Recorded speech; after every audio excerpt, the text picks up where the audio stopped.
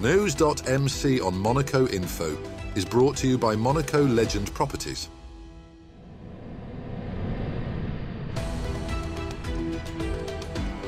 Bringing you news on Monaco's economy, culture, sports and more.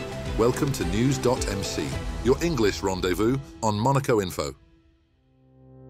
Coming up on News.mc, discover past week's top stories and meet the people who make Monaco. Good day, this is Filippo Bonduri, CEO of SGMC Capital. You are watching News.mc on Monaco Info. What's been making headline in the past week? Monaco's luxury property market reached unprecedented heights in 2024 with record-breaking transactions and soaring prices. According to the Monegasque Institute of Statistics and Economic Studies, the total value of real estate transactions surged to 5.9 billion euros, an 80% increase from the previous year. New developments fueled this growth with 159 new residences delivered, the highest in over 3 decades. Maritera led the charge, introducing 130 apartments, while Bayhouse is set to unveil 56 apartments and 5 luxury villas by year's end. Demand for large, high-end properties remained strong, with 4-room apartments making up nearly 3/4 of new sales. The ultra-luxury segment saw historic figures, with over half of transactions exceeding 20 million euros and at least 7 sales surpassing 100 million euros. The resale market, however, presented a mixed picture. While transaction volume declined for the second consecutive year, resale prices hit a record 51,967 euros per square metre. Monte Carlo led the resale sector, accounting for 1 in 3 transactions, while Lavoto saw staggering prices of 97,500 euros per square metre, though based on limited sales. Despite fewer resales, average resale prices rose to 6 million euros, reflecting continued demand. Experts expect moderate growth in 2025, but Monaco's reputation as one of the world's most sought-after property markets remains unshaken. A new era for regional transport began with the launch of the Zoo Rail service, offering a train every 15 minutes between Cannes, Nice and Menton, with extended weekend services until 2 a.m.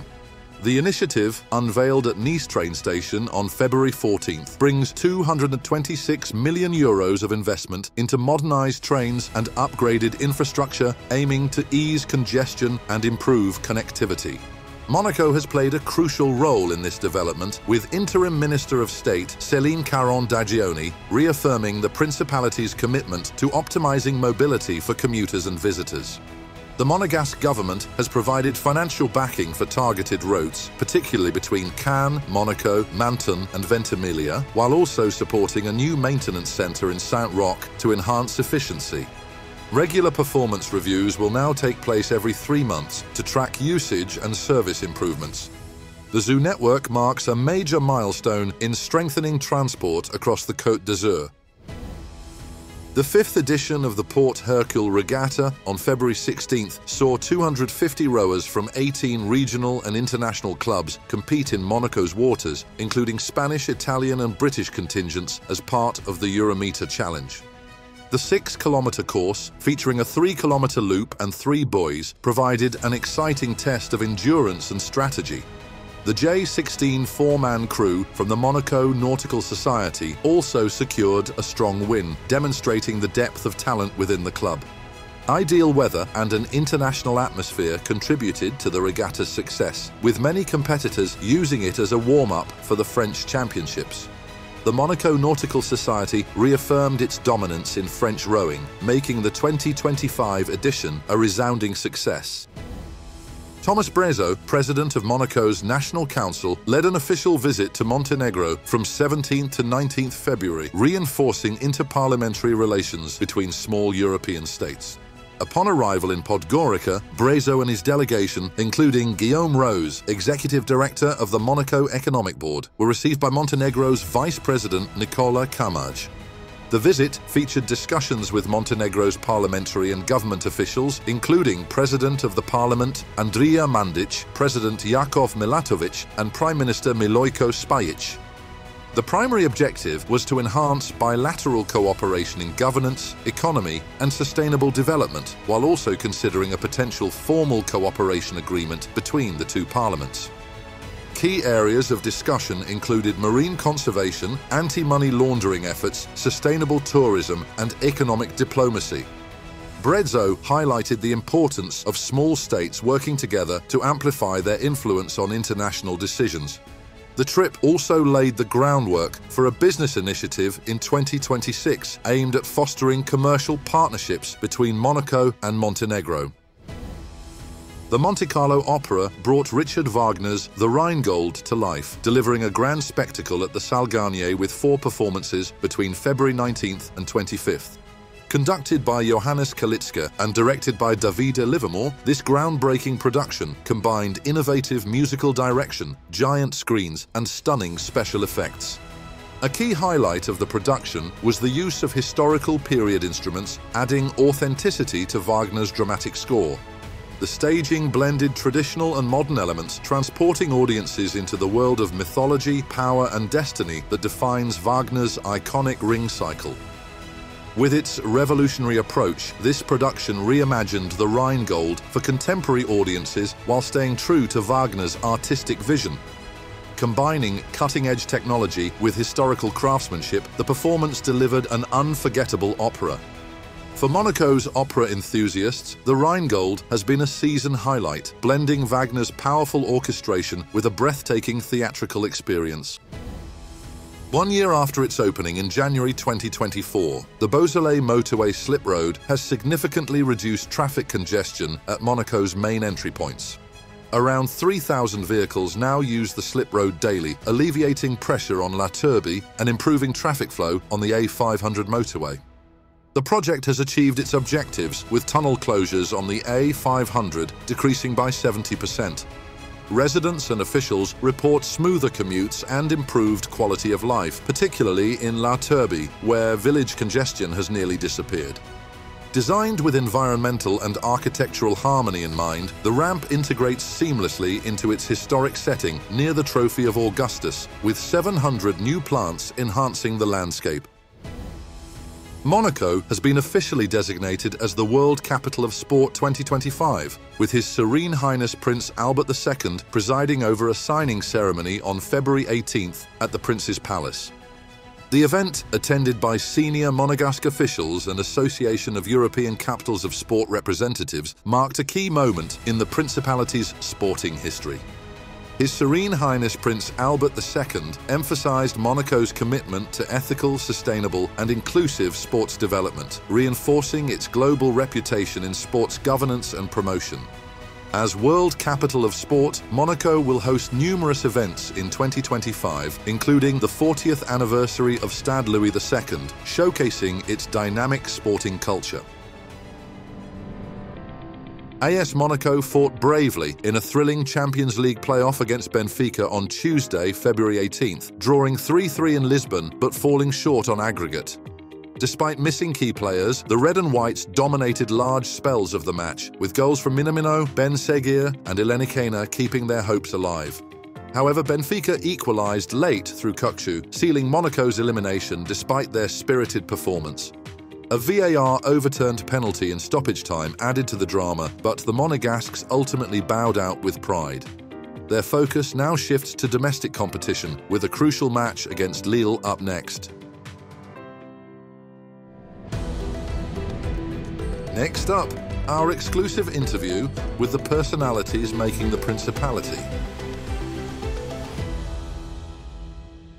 Good day, this is Filippo Bonduri, CEO of SGMC Capital. As a way of introduction, I was born in Luxembourg, turned into Italy, worked in Switzerland and the Principality of Monaco. And the place of Monaco is where we want now to develop and be of value add for our clients. I've been working in the financial, in the trading, in the banking and in the private office space, and we think that this expertise can now be shared with investors for their portfolio management. Our differentiated approach comes from A, the fact that we are independent. B, we have an holistic, global, multi-asset class, financial portfolio management and financial advisory. We have set up a Monaco company, and in order to give the best of our combined interest to our clients, we created a platform. And we are hearing more and more Asian people that want to discover and understand the European angle and the European features. When my wife was pregnant of my second, we decided that we wanted to live in this fantastic place of the Principality, where the landscape is very human and at the same time business related. And then had the chance to be part of the development of a private office in the last years. We want to set up our own company and share all the expertise we have gained so far with our clients and the investors of today. Principality is for all investors and all persons trying to find a balanced wealth and personal wealth and business balance, a perfect place. You have many nationalities, more than 104 different nationalities. This is part of my philosophy, our culture, the fact of being with different open-minded but in a nimble place, which is a wealth hub. My company is called SGMC, which stands for SG Singapore, MC Monte Carlo. We wanted to bring together the two key wealth hubs that are Monaco, covering the European space, and Singapore, covering the Asian space. This is what passionates and resonates with our philosophy and mentality. Monaco was the first time a fantastic place with a sea view with nearly every day of sun. This was the first impression, and going deeply into the Principality, we discovered that there is more. So we have seen changes in the Principality in the latest years, investors that are getting more and more sophisticated, new generations of investors that are coming here that have different approaches, different needs and different questions to their partners. And we want to address and tackle all of these questions with a tailored and client-focused approach.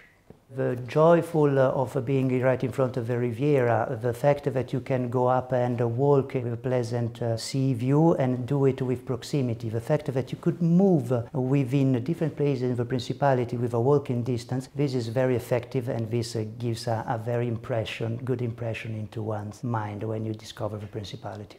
I play guitar and double bass. Jazz is my passion, guitar is a very versatile instrument, double bass is the instrument within the jazz context. They say that music is also coming from mathematics algorithms, and that is true. There are golden proportions within the notes that make the notes sound to our ear very pleasant. There are golden proportions also in financial investment that make the portfolio more tailored for our clients. The Principality inside the global economy has created a wealth ecosystem which is well respected. The hub of the Principality and the wealth hub of the Principality comes from the fact that from a geography point of view we are in the middle of Europe. There is the proximity not only within the Principality but also in terms of areas that you can join with our airport, the second largest airport in France, which is right in front of us. The Principality has all the tools in order to answer and to strive to help your growth within your personal and your business landscape.